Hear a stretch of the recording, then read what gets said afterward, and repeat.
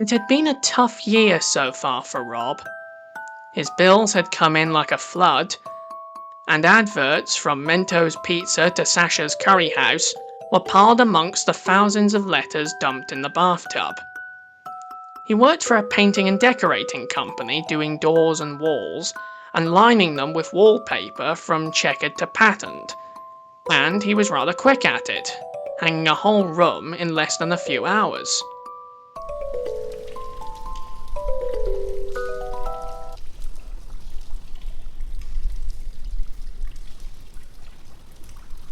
One day on site, Rob's mate John approached him.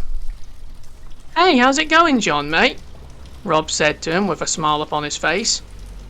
"Hey, Rob. Heard you're between a rock and an hard place. Well, this guy in the red shirt just gave me his business card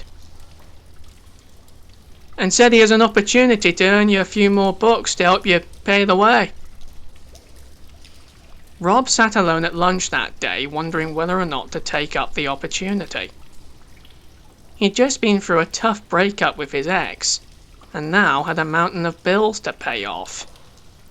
The money could come in handy.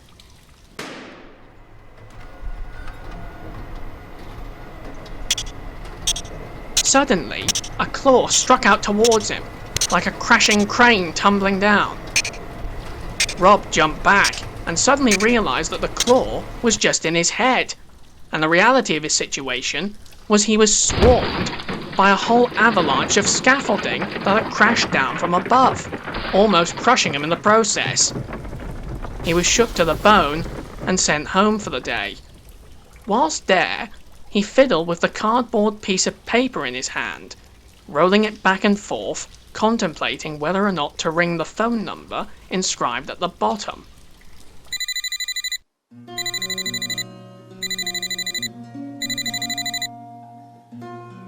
"Hello, I'm calling to inquire about the job opening you have available," Rob said with determination over the phone.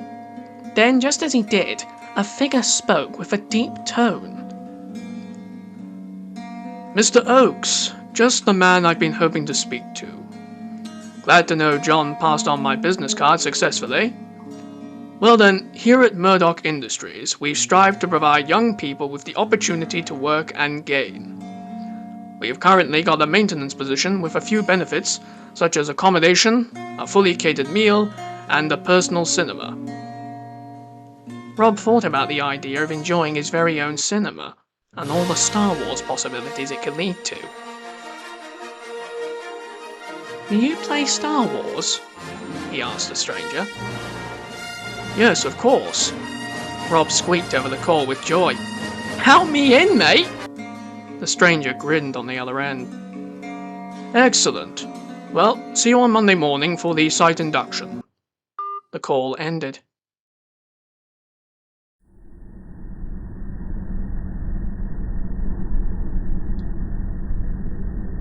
A day came, and Rob began to get a sense of foreboding terror inside as he walked into the rusty factory complex. The walls would creak and the tunnels echo. Rob found himself jumping at shadows as they ventured deeper into the endless pit. Suddenly, he felt a warm nudge pinch him on the arm. As he looked to his left, he saw his good friend Rachel.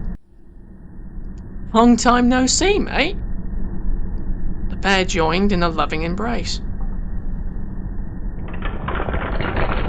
Suddenly, the roof collapsed in front of the group, and the man in the suit turned around and said, "No need to panic, ladies and gentlemen. It seems the opening to Tunnel B has collapsed. But it's not important to your work, so we shall use the service entrance into Tunnel C." Rob found this suspicious, so he put his ear against the fallen rock and could hear a faint noise.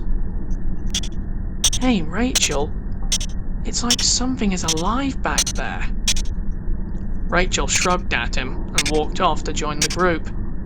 Rob followed after, and soon the tour came to an end.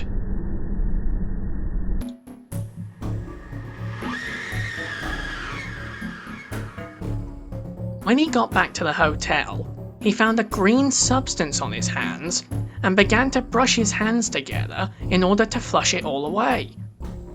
But no matter what he did, it didn't seem to budge. "Out, damn Spot, out, I say," he mumbled under his breath. "What even are you? Why are you—" Rob looked to the door in the corner and suddenly was struck with a flash of light.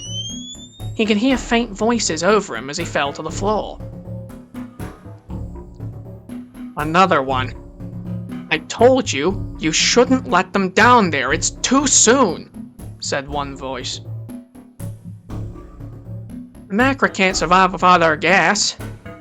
If they don't work, we face the possibility of a war with these savage creatures," said the other voice. "Well, surely you can provide them with masks. This illness is spreading like COVID-19. If it gets out, who knows what people will say."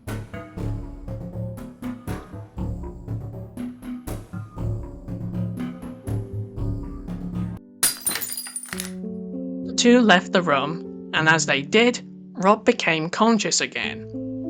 He slowly stood up and shook, and then noticed a smashed glass and a box of chocolate. He assumed he had gone wild partying the night before, so he put it out of his mind. But still, in the back of his mind, he had an uneasy feeling that the green that had vanished from his hands was part of a deeper conspiracy.